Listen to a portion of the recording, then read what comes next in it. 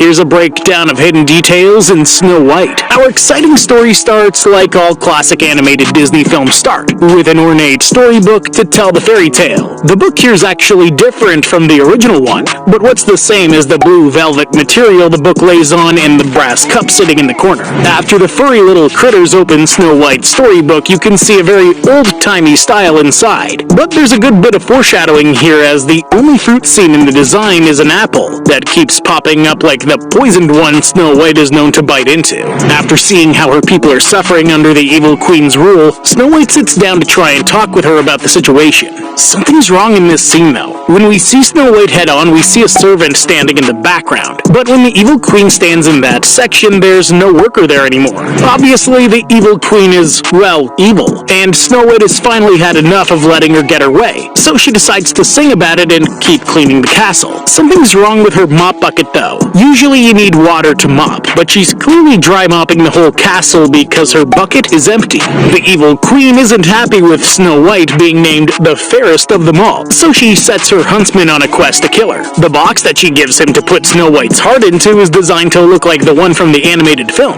When the huntsman goes to pull his dagger out, Snow White catches on to the fact that they're really there so he can kill her. This is exactly the same way she found out in the animated film. I guess there isn't much difference story-wise between the two so far. Eventually we meet the dwarves as they're hard at work. But Dopey's dopey and he ends up with diamonds in his eyes. This is a shot-for-shot reference to the animated film where Dopey does the exact same thing. At the end of an eventful workday, a clock chimes and the dwarves know that it's time to go home. This is the exact same clock that we saw in the original animated version, but now the dwarves work until 6 instead of 5. The evil queen assumes that the huntsman did the job and she doesn't decide to check the chest until the mirror says that Snow White's still alive. Here we see an apple was used, but in the original story, a pig's heart was in the chest. When the dwarves are trying to start a new day at the breakfast table, Grumpy swings into action when a food fight breaks out. Yippee-ki-yay! And the line he says is a reference to the Die Hard franchise, where Bruce Willis's character says a more adult-themed version of the line. Yippee-ki-yay, mother...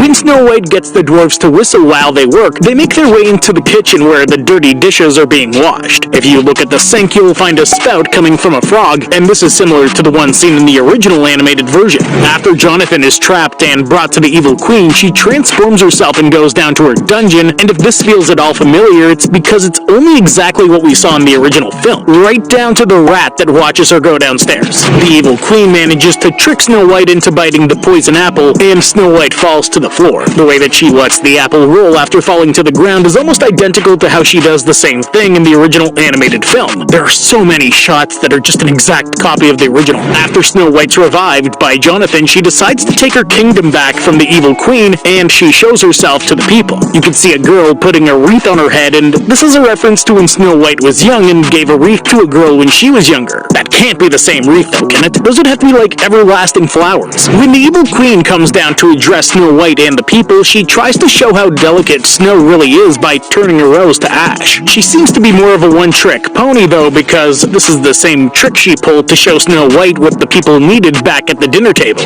When the evil queen conjures a blade to tempt Snow White and later try to kill her, the design of this blade is a reference to the dagger that was seen on the box the huntsman originally planned to use in the animated film. In the end, everyone gets their happy ending, aside from the evil queen, and the kingdom celebrates. The color scheme of the town is white with gold trims, a reference to the original storybook seen in the animated film, which was white with gold trim.